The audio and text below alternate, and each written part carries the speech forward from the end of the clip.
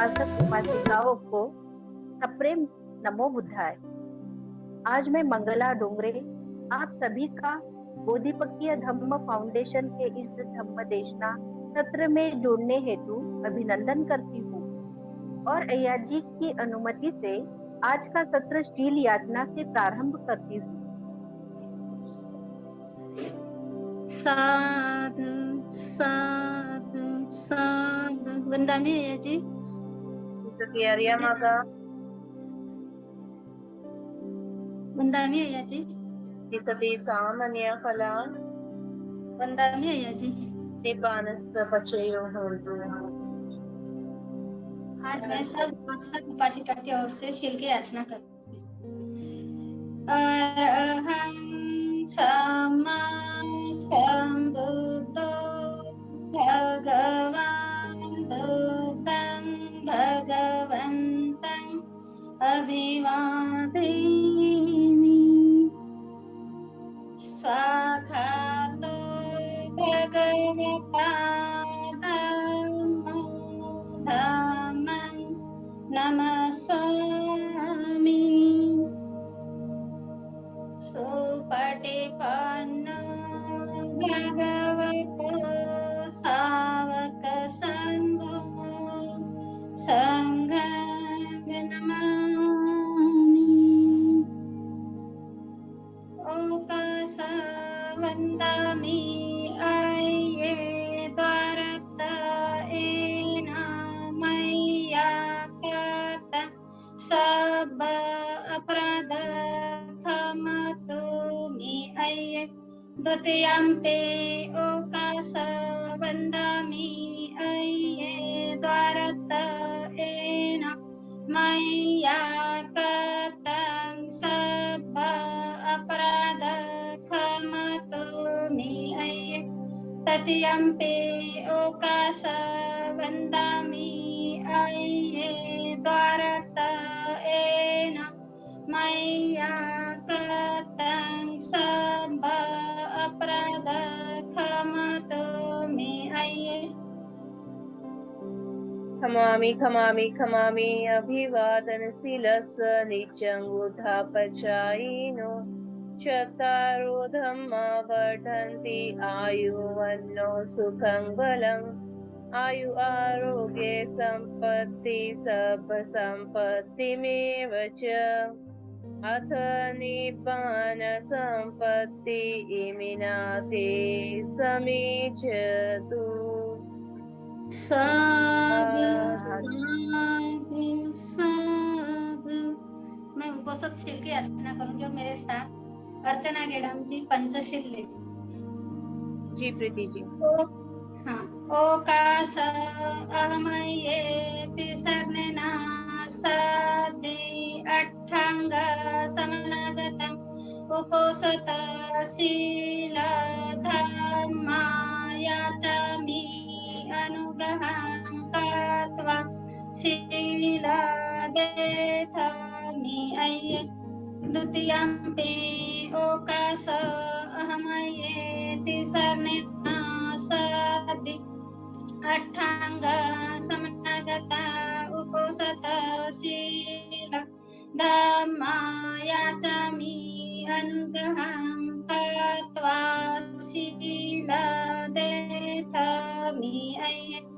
तृतीयम्पि ओकास अहमये तिसर्णेना साधि अट्ठांग समनागत उपोषित शील धम्मा याचामि अनुग्रहं कृत्वा शीलदेथामि अय्ये। यं हं वदामि तं वदेथ। अहमये नमो तस्स भगवतो अरहतो सम्मा सम्बुद्धस्स। नमो तस्स भगवतो अरहतो सम्मा सम्बुद्धस्स। नमो तस्स भगवतो अरहतो सम्मा सम्बुद्धस्स।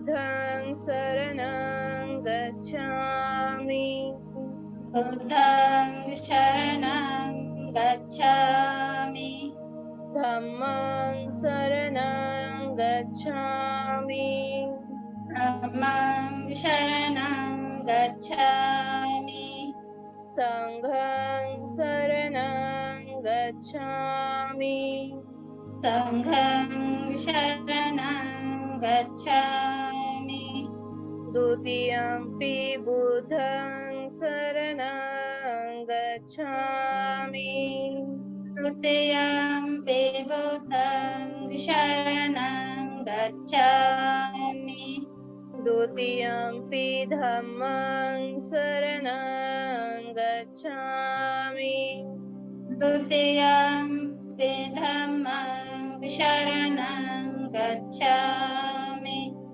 द्वितीयंपि संघं शरणं गच्छामि तृतीयंपि संघं शरणं गच्छामि तृतीयंपि बुद्धं शरणं गच्छामि तृतीयंपि बुद्धं शरणं गच्छामि तृतीयंपि धम्मं शरणं गच्छामि तृतीयंपि धम्मं शरणं गच्छामि तृतीयंपि संघं शरणं गच्छामि तृतीयंपि संघं शरणं गच्छामि शरणगमनं परिपूर्णं मामये पानातिपाता वेरमणि सिक्खापदं समादियामि पानातिपाता वेरमणि सिक्खापदं समादियामि अदिन्नादाना वेरमणि सिक्खापदं समादियामि अदिन्नदाना वेरमणि सिक्खापदं समादियामि। अष्टशील वाले कहेंगे अब्रह्मचर्या वेरमणि सिक्खापदं समादियामि ब्रह्मचर्या वेरमणि सिक्खापदं समादियामि।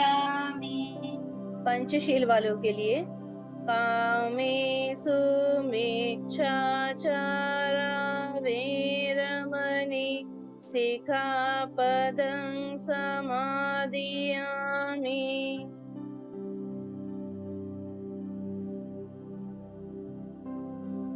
कामेषु मिच्छाचारा वेरमणि सिक्खापदं समादियामि मुसावादा वेरमणि सिक्खापदं समादियामि मुसावादा वेरमणि सिक्खापदं समादियामि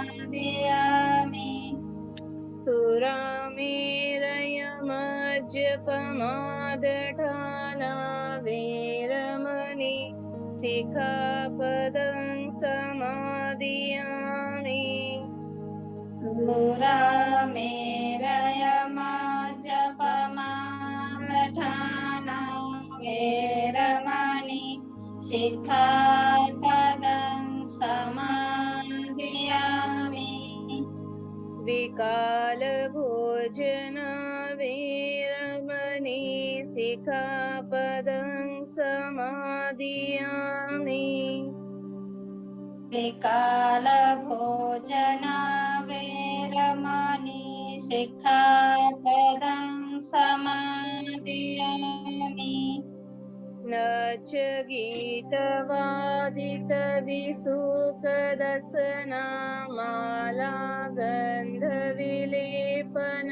धारण मंडन विभूषण ठाना वेरमणि सिखापदं समादियामि नाच गीतवादित विशुकदर्शन माला गंध विलेपन धारण मंडन विभूषण ठाना वैरमणि शिखापदं समादियामि उच्चासयना महासयना वेरमणि सिखापदं समादियामि उच्चासना महासयना वैरमणि शिखापदं समादियामि शरणेन सधिं अर्थांगिक समन्नागतं उपोसतशीलं सधिं पंचशीलं धम्मं साधुकं सुरक्षितं कृत्वा अपमादेन शीलं सम्पादेत आमये साधु साधु साधु वंदामि अय्याजी विसति अर्यमगा वंदामि अय्याजी विसति सामान्य फला वंदामि अय्याजी निपानस्य पचयो हन्तु साधु साधु साधु साधु साधु साधु। उपासिका प्रीति ताई और अर्चना की का बहुत बहुत साधुवाद। अब मैं पूजनीय अय्या जी से याचना करती हूँ कि वे भगवान बुद्ध के सबसे गहन धम्म अभिधम्म की देशना से हम सभी को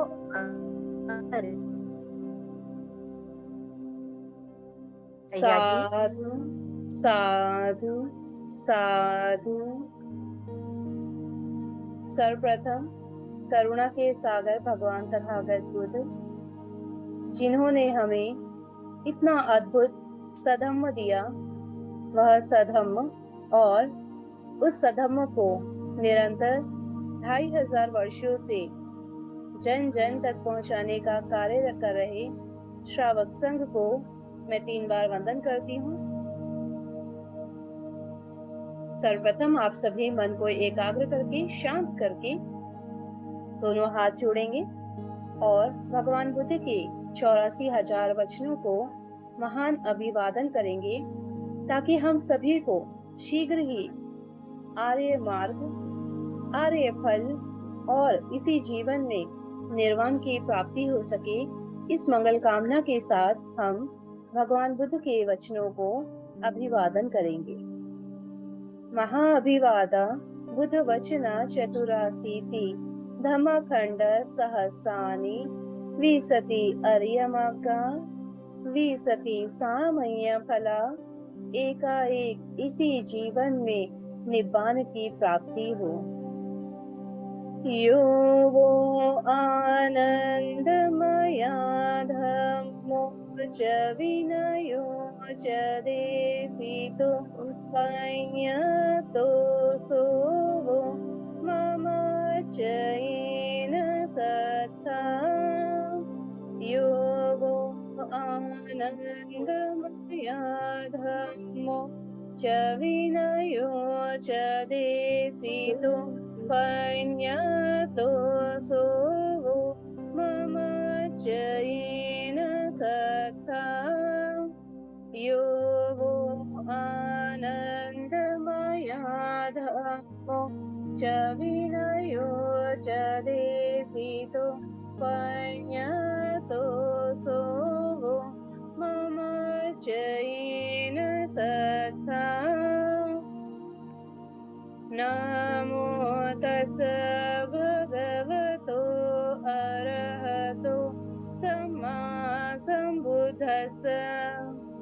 पहली बार मैं अभिवादन करती हूँ अनुत्तरा सम्मा संबोधि को, जो पඤ्याधिका है, जिन्होंने 20 असंख्य और 1,00,000 महाकल्प में पारमी पूरी की है।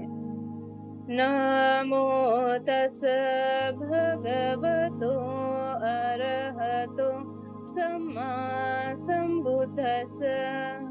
दूसरी बार मैं अभिवादन करती हूँ अनुत्तरा सम्मा संबोधि को, जो सद्धाधिका है, जिन्होंने 40 असंख्य और 1,00,000 महाकल्प में पारमी पूरी की है। नमो तस् भगवतो अरहतो सम्मा संबुद्धस्स।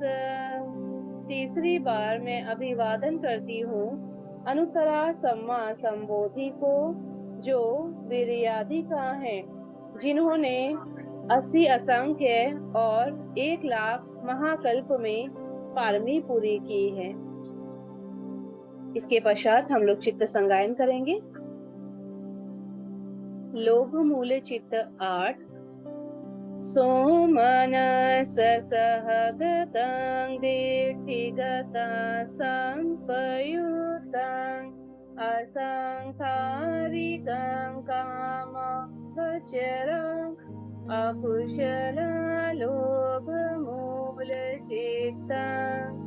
सोमनस सहगतं दिठिगतं संपयुतं ससंखारिकं कामवचरं अकुशल लोभ मूल चित्तं।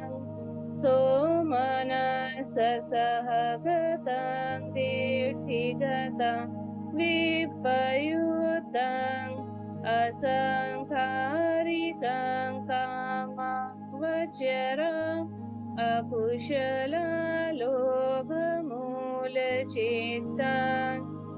सोमनस सहगतं दिठिगतं विपयुतं ससंखारिकं कामवचरं अकुशल लोभ मूल चित्तं।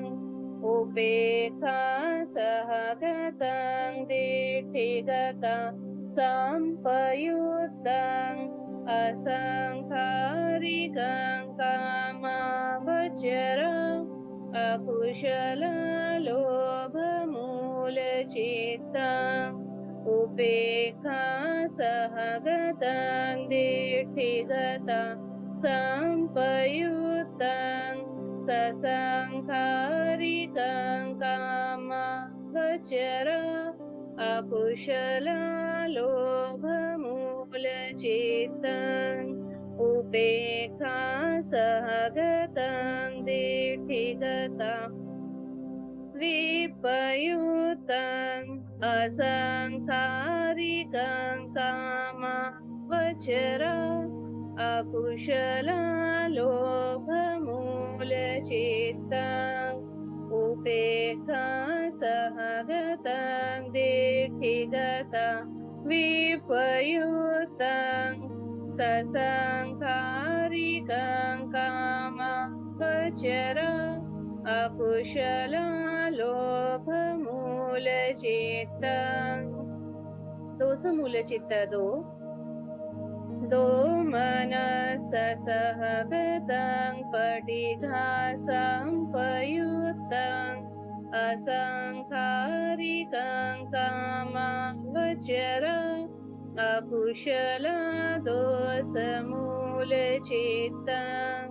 दोमनस सहगतं पटिघा संपयुतं ससंखारिकं कामवचरं अकुशल दोष मूल चित्तं।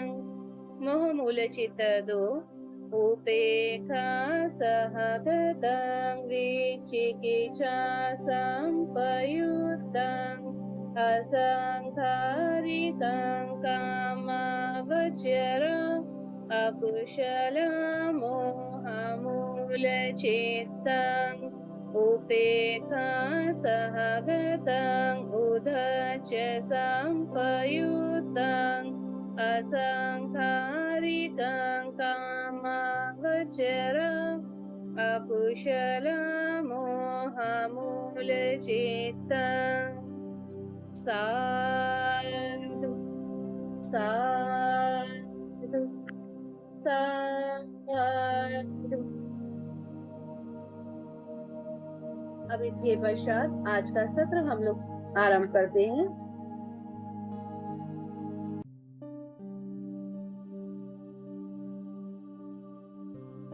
तो हम लोगों ने जो इससे पहले का सत्र था उसमें हम लोगों ने जाना था 4 प्रकार के कमल के फूल के बारे में, कमल के पुष्प जो कि भगवान बुद्ध के द्वारा प्रयोग किए गए लोगों की तुलना करने में। लोगों के मन में, मनुष्य भूमि में जितने भी सत्व हैं, सभी का जो मन है, किसी के मन में बहुत ज्यादा मैल है, किसी के मन में कम मैल है।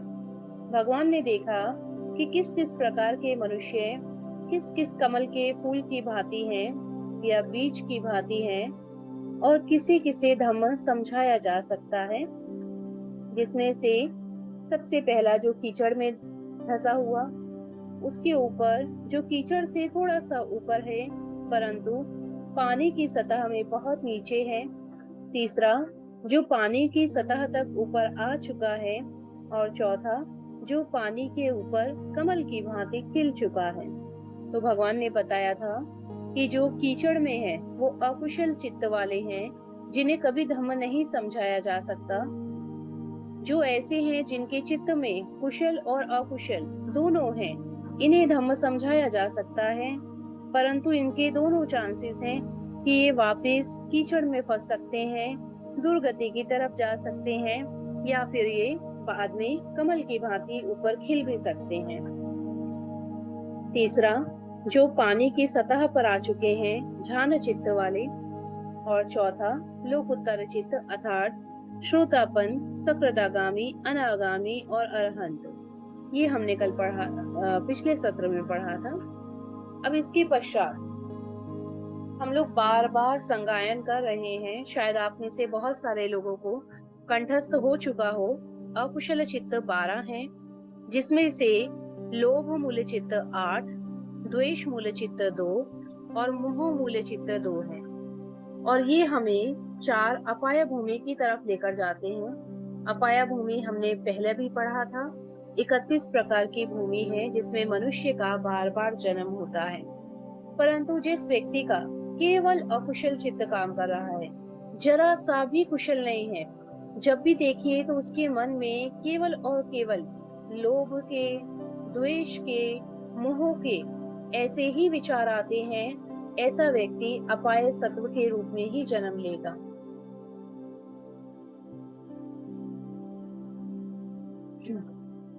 अब ये जो 3 आपको दिखाया गया है, अन्यसमाना चेतसिक 13, अकुशल चेतसिक 14, शोभना चेतसिक 25। ये जो तीनों है ये चेतसिक है। हमने पिछले क्लास में चेतसिक का संज्ञान किया था। टोटल जो हमारे चेतसिक हैं ये 52 प्रकार के हैं, और हमने पढ़ा था कि चित्त और चेतसिक एक साथ कार्य करते हैं, कभी भी इन्हें अलग नहीं किया जा सकता। यदि चित्त में सुखद अनुभूति है तो वो सुखद वेदना है, और वेदना हमारी चेतसिक है। ये हमेशा एक साथ कार्य करते हैं। 52 चेतसिक, 52 चेतसिक को 3 भागों में बांटा गया है। अन्यसमाना चेतसिक 13, अकुशल चेतसिक 14, शोभना चेतसिक 25। अकुशल चित्त जो है, जो 12 अकुशल चित्त है जिनका संज्ञान हमने अभी किया, लोभ चित्त 8, द्वेष चित्त 2, मोह चित्त 2, ये 12 के 12 अकुशल चित्त केवल और केवल अन्यसमाना चेतसिक 13 के साथ और अकुशल चेतसिक 14 के साथ कार्य करते हैं, शोभना चेतसिक के साथ कार्य नहीं करते हैं। हम लोग इसका संगायन भी कर सकते हैं। हम लोग इसका संगायन करेंगे। मैं दोबारा से एक और स्क्रीन शेयर कर रही हूँ ताकि आप लोगों को चेतसिक का संगायन करने का अवसर प्राप्त हो। हम लोग आ गए हैं चेतसिक पर, चेतसिक 52। देखिए, आप यहाँ देख सकते हैं चेतसिक 3 भागों में बांटा गया है। अय्य समाना चेतसिक। अय्य समान का अर्थ है ये कुशल और अकुशल दोनों के साथ समान रूप से कार्य करते हैं। ऐसे चेतसिक को अय्य समान चेतसिक कहते हैं। इसके पश्चात अकुशल चेतसिक 14 और शोभना चेतसिक 25। अकुशल चेतसिक केवल अकुशल चित्त के साथ कार्य करेगा, शोभना चेतसिक केवल कुशल चित्त के साथ कार्य करेगा। अय्य समाना चेतसिक 13 हमारे हैं। सब चित्त साधारण चेतसिक 7 और पकिन्न का चेतसिक 6।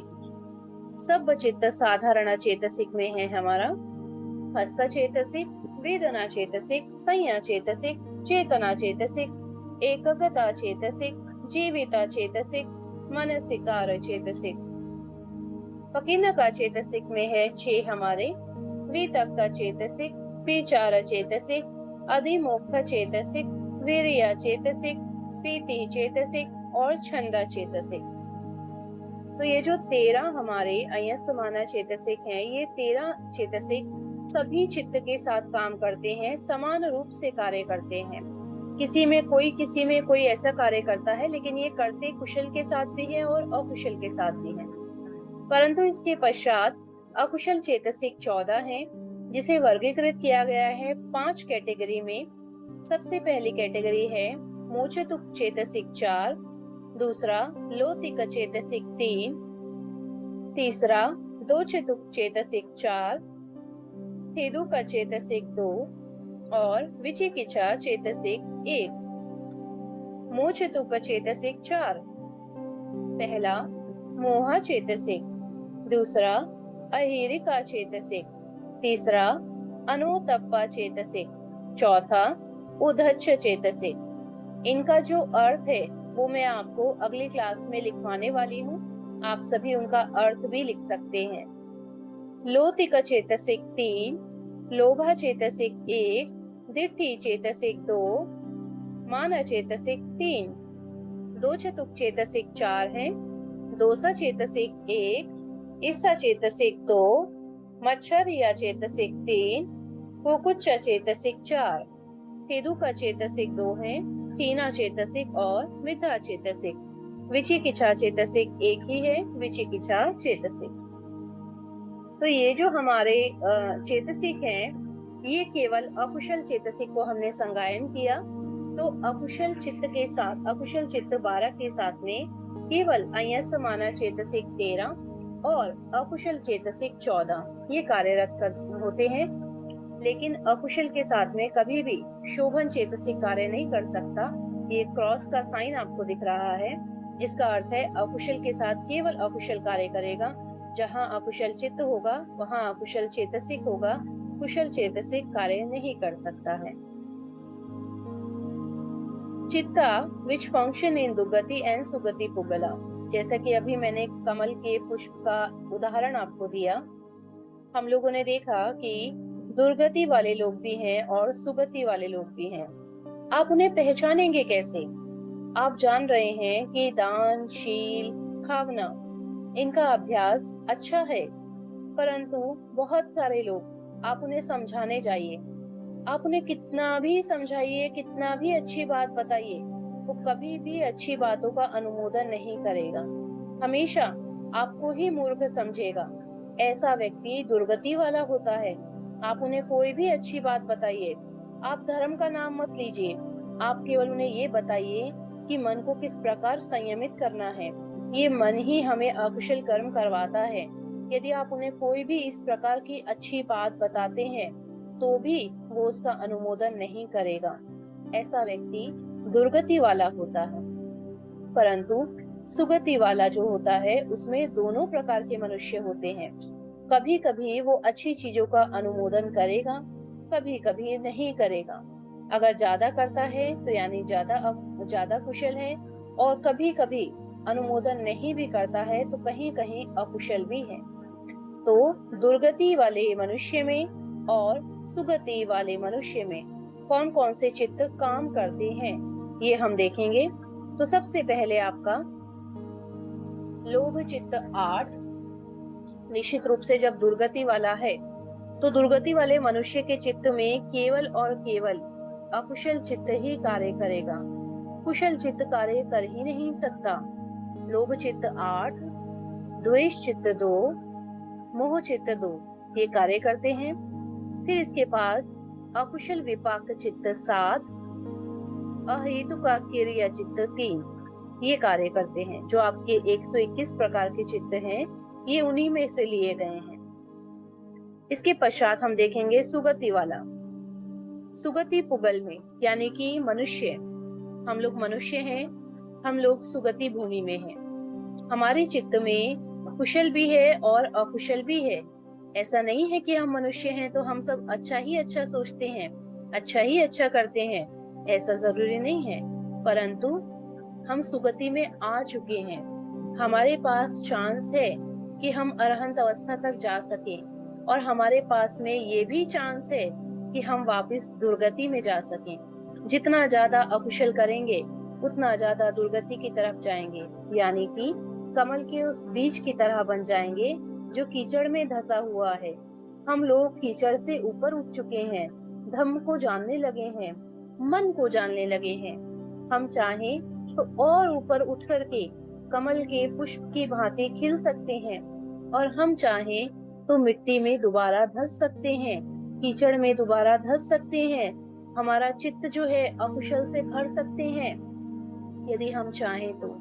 परंतु हम मनुष्य हैं, सुगति भूमि में हैं, तो हमारे चित्त में लोभ मूल चित्त 8 भी है, द्वेष भी है, मोह भी है, अकुशल विपाक चित्त 7 भी है, अहेतु का कुशल विपाक चित्त 8 भी है, अहेतु का क्रिया चित्त 3 भी है, और यान विपयुक्त महाकुशल चित्त 4 भी है।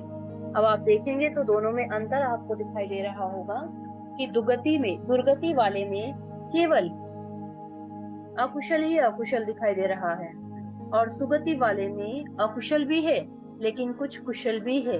अहेतु का कुशल विपाक चित्त 8 है और यान विपयुक्त चित्त 4 है। ये हमारे अंदर कार्यरत है। ये जो सुगति वाला है ये हमारे लिए है। ये मैंने पिछले क्लास में भी आप लोगों को बताया था। हम लोग 31 भूमि में रहते हैं।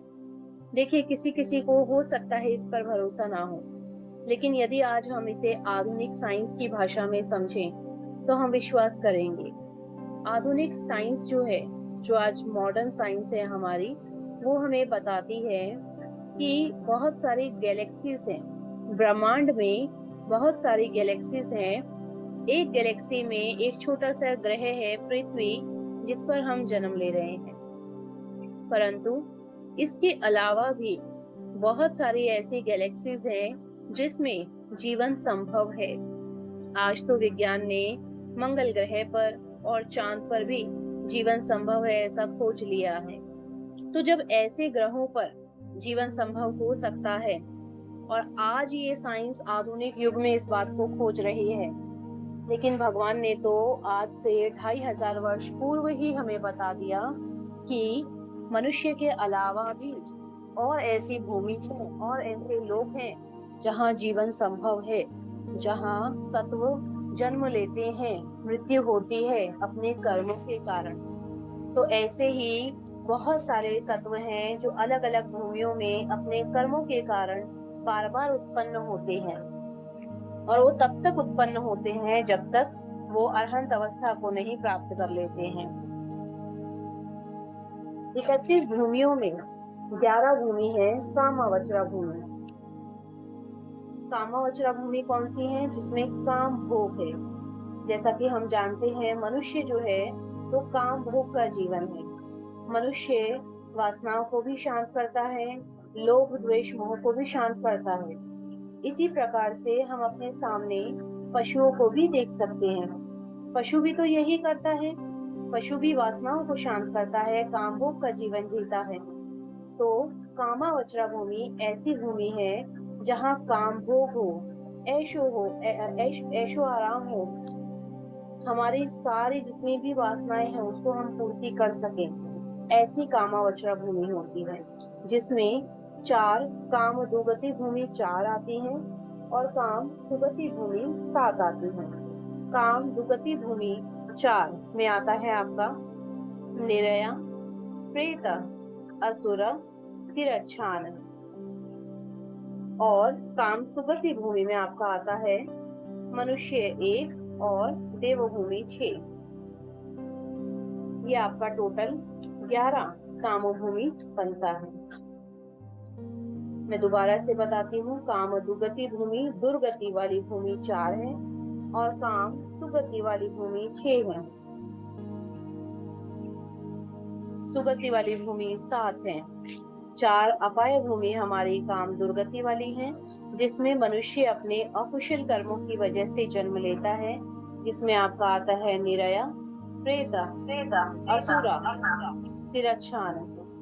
और काम सुगति भूमि में आपका आता है मनुष्य और देवभूमि। अब इसके पश्चात हम जान रहे हैं पुथुजन। पुथुजन कौन है? पुथुजन वो व्यक्ति है जिसने कभी किसी धर्म को नहीं जाना। ये अमीर होता है, रिच होता है। एक साधारण व्यक्ति रिच है, लेकिन किस चीज में? लोभ, द्वेष, मोह, इनमें वो रिच है। लेकिन कुशल कर्म करने में वो बहुत गरीब होता है। परंतु उपासक और उपासिका जो होते हैं वे सभी गरीब होते हैं। किस चीज में? लोभ, द्वेष, मोह में। परंतु वे अमीर होते हैं कुशल कर्मों में। कैसे होते हैं? भगवान के वचन पढ़ने से। जैसा कि भगवान ने कहा, यो वो आनंदमया धम्मो च विनयो च देसितो पඤ्यतो सो वो ममच्चयेन सत्था। आनंद मेरे द्वारा दिया गया धम्म, विनय और मेरी देशनाएं ही तुम्हारा शास्त्र होंगे, तुम्हारा गुरु होंगे। हम वास्तव में देखें तो भगवान बुद्ध ने जो हमें धम्म दिया है, यदि हम उसका ठीक ठीक रूप से पालन करें तो वास्तव में हमारा वो इतना बड़ा, इतना सुंदर गुरु है, इतना सुंदर शास्त्र है कि फिर हमें जीवन में किसी भी गुरु की, किसी भी शास्त्र की कमी महसूस नहीं होगी। परंतु इस स्लाइड के माध्यम से आप समझिए इस बात को कि एक साधारण व्यक्ति में और एक उपासक उपासिका में क्या अंतर होता है। हम साधारणता कहते हैं कि आप उपासक उपासिका बन जाते हैं, आप दीक्षा ले लेते हैं और दीक्षा का प्रमाण है कि आप जाकर भिक्षु संघ से किसी भी बुद्ध विहार में जाकर आप 3 शरण और पंचशील ग्रहण करते हैं। पंचशील ग्रहण करने का मतलब है कि आप एक उपासक उपासिका बन गए, ऐसा हम कहते हैं। परंतु वास्तव में ऐसा नहीं है। केवल पंचशील ग्रहण कर लेना ही उपासक उपासिका होने का प्रमाण नहीं होता। आप देखिए कि बहुत सारे ऐसे लोग हैं समाज में, हम देखें मनुष्य भूमि में, वो भगवान बुद्ध को नहीं जानते, भगवान बुद्ध की शिक्षाओं को नहीं जानते, लेकिन हिंदू है, मुस्लिम है, सिख है, ईसाई है, किसी भी धर्म का व्यक्ति है, और किसी भी धर्म का व्यक्ति यदि 5 शीलों का पालन करता है, उसे नहीं पता भगवान ने 5 शील दिए हैं, 3 शरण दी है, वो नहीं जानता, लेकिन अज्ञानतावश भी वो उनका पालन करता है। बहुत सारे अच्छे स्वभाव के, अच्छे व्यवहार के बहुत सारे पुरुष हैं, बहुत सारी महिलाएं हैं जो ना कभी प्राणी हिंसा करते हैं, ना कभी चोरी करते हैं, ना व्याभिचार करते हैं, ना झूठ बोलते हैं, ना नशा करते हैं, ज्ञान अर्जित करते हैं, पुस्तकें पढ़ते हैं, अनुभव करते हैं, ये सब चीजें वो करते हैं। तो क्या उन्हें उपासक उपासिका कहा जा सकता है? बिल्कुल भी नहीं। वास्तव में उपासना करने वाला, उपोषण धारण करने वाला उपासक उपासिका होता है। तो हमें केवल पंचशील पर ही आश्रित नहीं रहना चाहिए। हम कहते हैं शील आधार है, वास्तव में शील आधार है, लेकिन कितने शील आधार हैं? आप नियमित रूप से 12 महीने 5 शील ग्रहण करते हैं और उनका भी ठीक से पालन नहीं कर पाते, लेकिन यदि आप महीने में 4 दिन, दोनों पक्ष की अष्टमी, साथ ही साथ अमावस्या और पूर्णिमा, महीने में ये 4 दिन आप उपोषण धारण करते हैं, तो उपोषण धारण करके आप एक दिन के लिए, जिस दिन उपोषण धारण किया उस दिन आप यदि उन शीलों का पालन करते हैं, छोटे से छोटा अपराध करने से भी बचते हैं, आप झूठ बोलने से बचते हैं या विकार भोजन से बचते हैं, तो ऐसा व्यक्ति वास्तव में उपोषण धारण करता है। और जब वह उपोषण धारण करता है, समय समय पर मन का शुद्धिकरण करने का प्रयास करता है, क्योंकि साधारण रूप से होता क्या है कि जब हम किसी उपासक उपासिका से पूछते हैं क्या आप उपोषण धारण करते हैं, तो वो हमें हाँ में उत्तर देते हैं। और जब हम पूछते हैं कि आप कैसे उपोषण धारण करते हैं, तो वे कहते हैं हम एक समय भोजन करते हैं। एक समय भोजन करने का केवल एक ही शील है, बाकी 7 शीलों का क्या हुआ? बाकी भी तो पालन करने हैं। तो जिस दिन आप इन 8 शीलों का अच्छे से पालन करते हैं, मन में राग द्वेष मोह को मिटाते हुए प्राणी हिंसा से बचते हैं, चोरी से बचते हैं, ब्रह्मचर्य का पालन करते हैं, सत्य बोलते हैं, केवल नशा नहीं करते, एक समय भोजन करते हैं, नाच गाना बजाना इन सब से विरत रहते हैं, किसी भी प्रकार के श्रृंगार से धारण करने से, गंध लगाने से विरत रहते हैं, आभूषण विभूषण से विरत रहते हैं और ऊंचे आसन से विरत रहते हैं, तो वास्तव में आप मन को शुद्ध करने का प्रयास कर रहे हैं। जिस प्रकार एक भिक्षु या भिक्षुणी आजीवन अपने मन को शुद्ध करने का प्रयास करता है, इसी प्रकार आप भी अपने मन को शुद्ध करने का प्रयास कर रहे हैं, और तभी वो वास्तव में उपोषण धारण किया हुआ कहा जाता है। और आपने उपोषण धारण किया है तो आप उपासक उपासिका बनते हैं। केवल पंचशील का पालन करने से उपासक उपासिका नहीं होते हैं। पंचशील के पश्चात भी बहुत कुछ है करने के लिए, जानना होगा। लेकिन कई बार ऐसा होता है कि हमने उपोषण धारण किया, अब उपोषण तो धारण किया, लेकिन हमारे सामने सब अच्छी अच्छी चीजें हो रही हैं, हमारे सामने बहुत सुंदर व्यंजन बने हैं और उनको देखकर हमारे मन में लोभ आ रहा है, लालच आ रहा है कि अगर आज मेरा उपोषण ना होता तो मैं तो ये खा ही लेता। तो ये तो मजबूरी हो गई। उपोषण को मजबूरी ना बनाए, उपोषण को श्रद्धा पूर्वक मन के शुद्धिकरण के लिए प्रयास करें। ऐसा अधिष्ठान करें कि आज मेरे सामने कोई भी, कितनी भी सुंदर संपत्ति, कितनी भी सुंदर स्त्री, कितना भी सुंदर भोजन आ जाए, लेकिन मेरे मन में ना उसके प्रति राग आएगा, ना उसके प्रति लोभ आएगा, ना कोई द्वेष आएगा। कुछ भी आ जाए तो उपोषण को शुद्ध मन से मन के शुद्धिकरण के लिए धारण करें। और वास्तव में उपोषण धारण करने वाला, उपासना करने वाला उपासक उपासिका होता है। और जो ऐसे उपासक उपासिका होते हैं, ये जानते हैं कि उनके शास्त्र, उनके गुरु भगवान बुद्ध हैं, जिनके मार्गदर्शन के नीचे श्रावक संघ उन्हें धम्म देता है। ऐसे उपासक उपासिकाओं का चित्त कुशल में अमीर हो जाता है, लोभ द्वेष मोह में गरीब हो जाता है। परंतु जो ऐसा नहीं करता है वह उपासक उपासिका नहीं, बल्कि पृथक जन कहलाता है, साधारण व्यक्ति कहलाता है। और साधारण व्यक्ति लोभ द्वेष मोह में बहुत अमीर होता है और कुशल कर्म करने में बहुत गरीब होता है।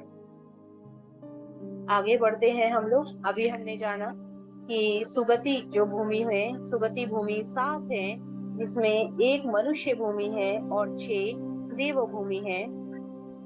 इनके पास में महाकुशल चित्त 8 होता है, अकुशल चित्त 12 भी होता है, लेकिन वो थोड़ा सा होता है, महाकुशल ज्यादा होता है, जैसा कि आपको राउंड में दिखाई दे रहा है प्रेजेंटेशन में। लेकिन जो दुर्गति वाले होते हैं, नरक, प्रेत, असुर और तिरच्छान, इनके पास में अकुशल चित्त ज्यादा होता है और कुशल महाकुशल चित्त कम होता है। इसके बाद में हम लोग जानते हैं कि हम लोग आर्य अष्टांगिक मार्ग को पढ़ते हैं।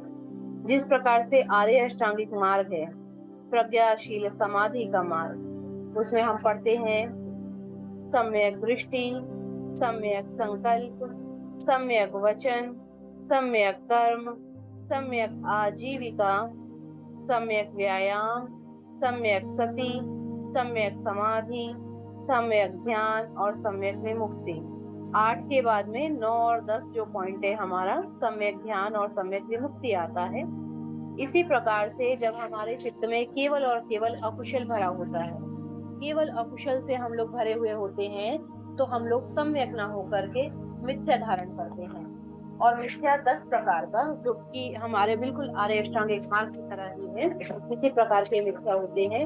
मिथ्या दृष्टि से भरा होता है। जिस व्यक्ति के चित्त में अकुशल ही अकुशल होगा, वह व्यक्ति मिथ्या दृष्टि से भरा होगा, मिथ्या संकल्प से भरा होगा, मिथ्या वचन से भरा होगा, मिथ्या कर्म से भरा होगा, मिथ्या आजीविका, मिथ्या व्यायाम, मिथ्या स्मृति और मिथ्या समाधि से भरा होगा। उसकी दृष्टि सम्यक नहीं होगी, संकल्प भी सम्यक नहीं होंगे, वचन भी सम्यक नहीं होंगे। वचन में झूठ बोलेगा, चुगली करेगा, निंदा करेगा, कड़े शब्द बोलेगा, गाली देगा। आजीविका भी सम्यक ना होगी उसकी, कोई भी कार्य सम्यक नहीं होगा। अब इसमें सबसे पहला जो है मिथ्या दृष्टि, मिथ्या दृष्टि को बताया गया है कि जो व्यक्ति मिथ्या दृष्टि रखता है, देखिए आप लोग पहचानने का प्रयास कीजिएगा कि हमारे आसपास में भी बहुत सारे लोग ऐसे हैं जो मिथ्या दृष्टि वाले हो सकते हैं। तो कैसे आखिर मिथ्या दृष्टि वाले लोगों को पहचाना जाए?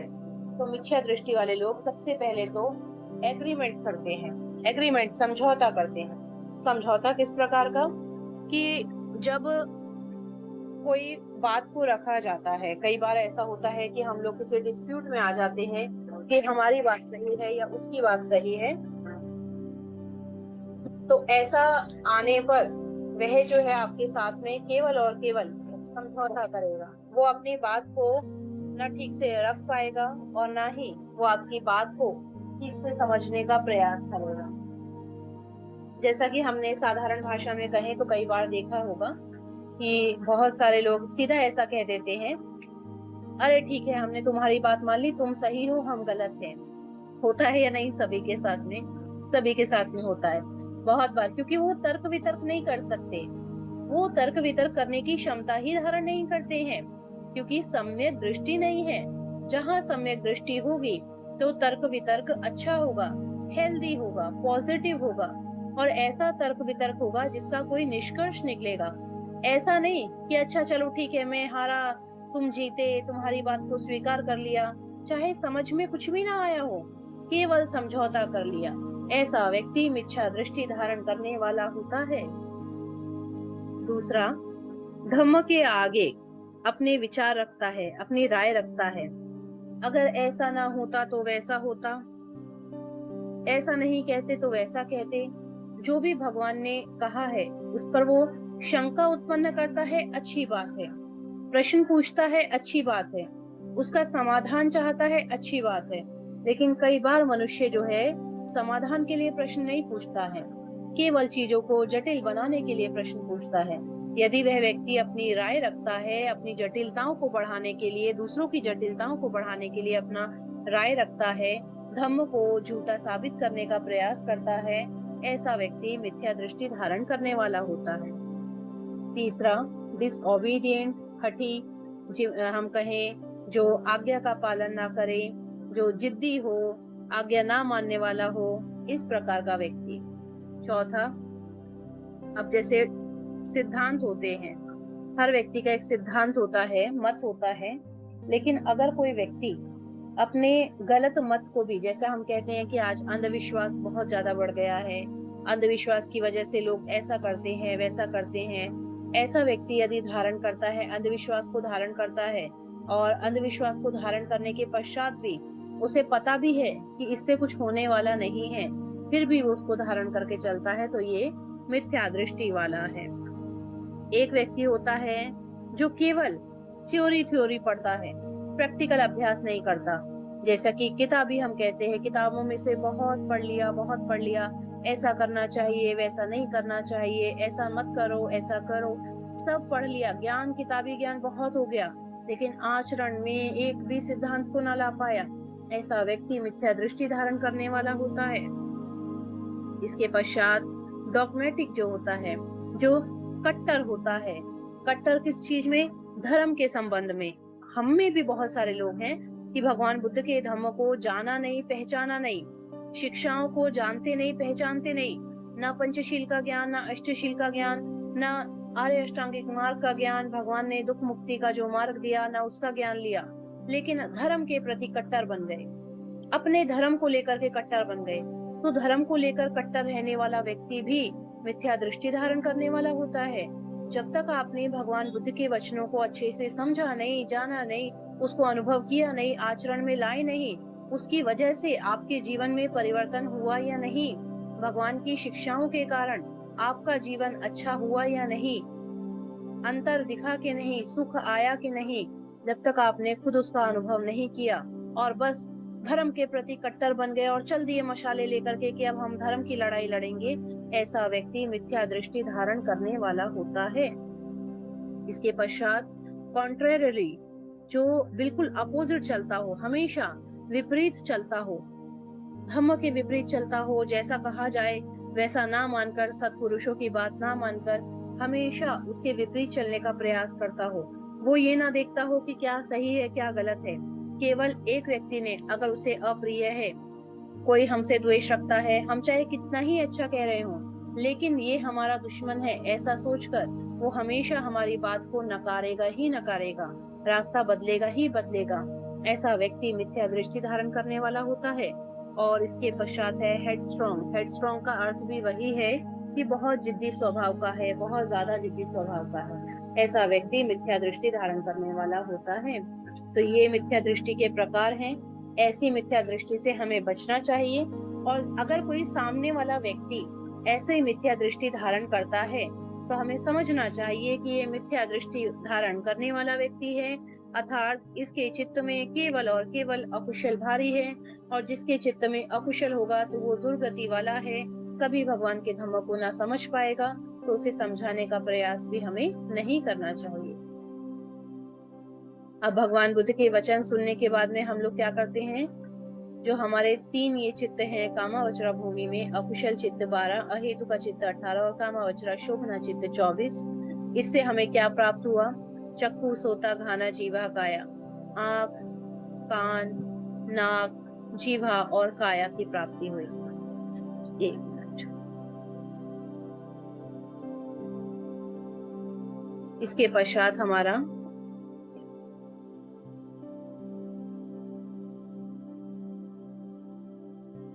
कामावचरा के पश्चात आता है रूपावचरा। अभी जिन चित्त का संगायन कर रहे हैं हम लोग, वो कामावचरा चित्त हैं। अगली क्लास में हम लोग कामावचरा से रूपावचरा चित्त पर आएंगे, अर्थात अकुशल से ऊपर उठ करके हम लोग ध्यान चित्त की तरफ आएंगे।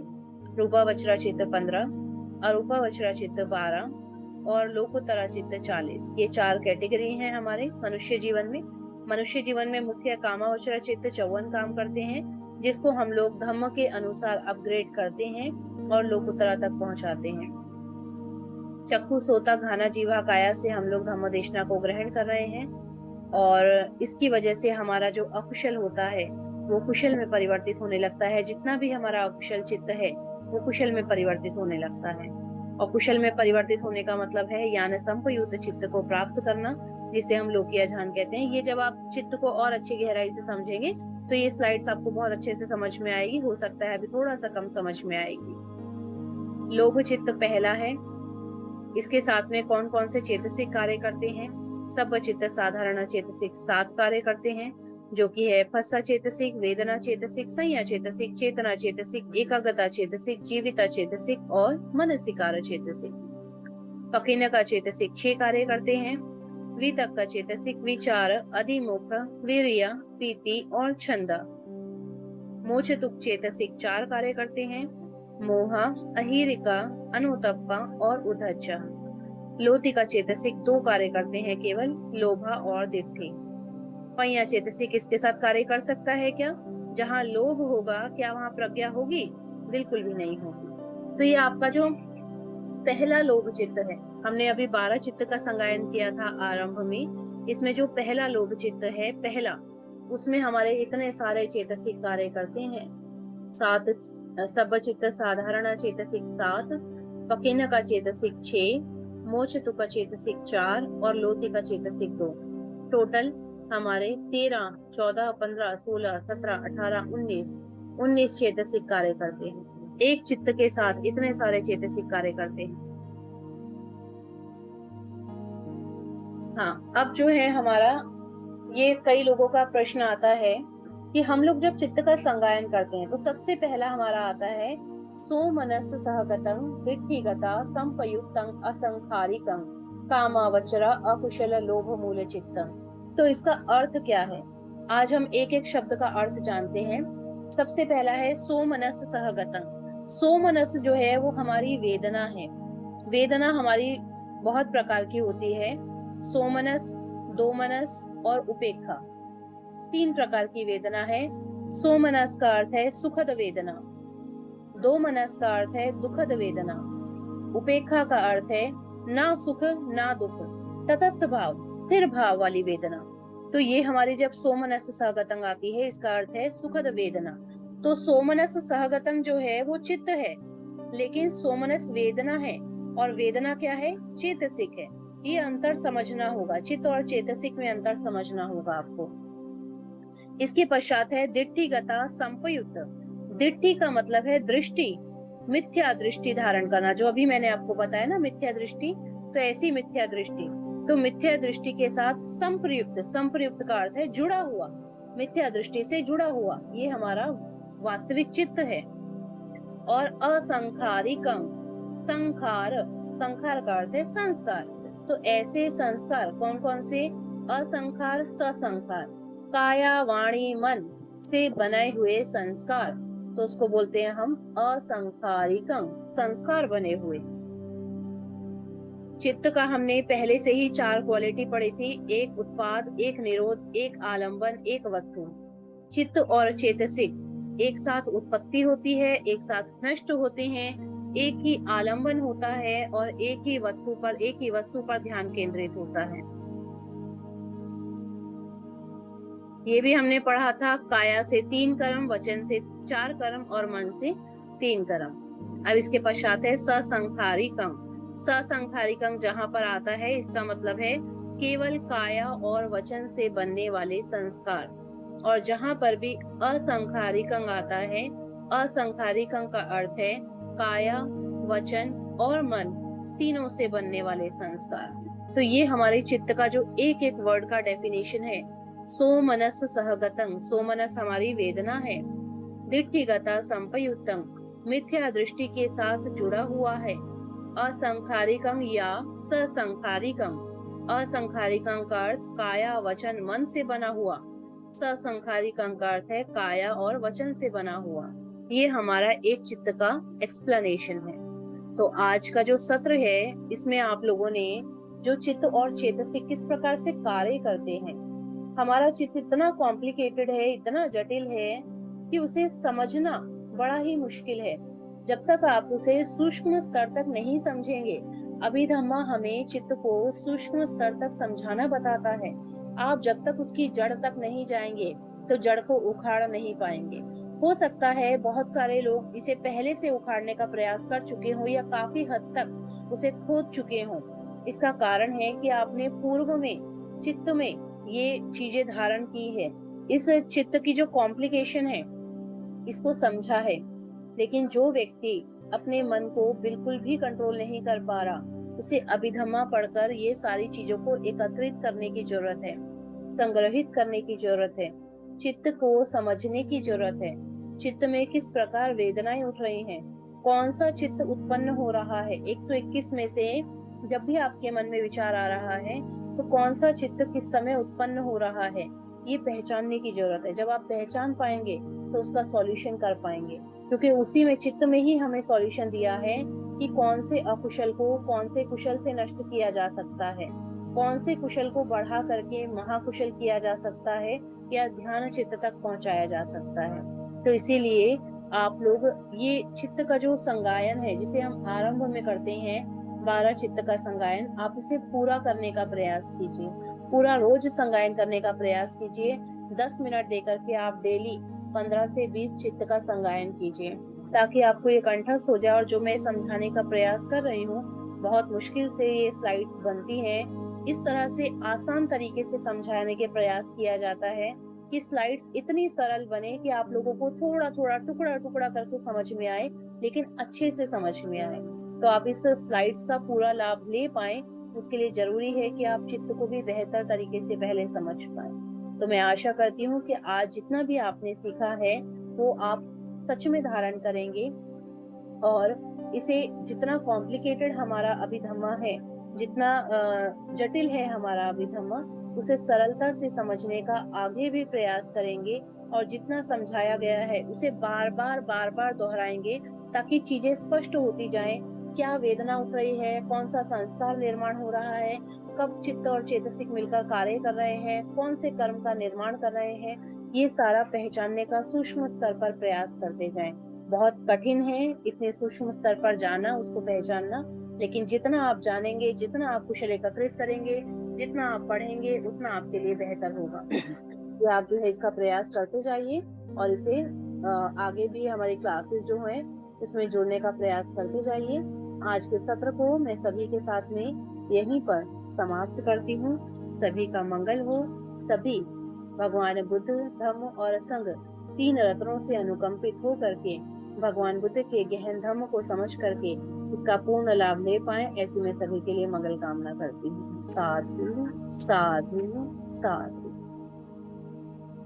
साधु साधु साधु।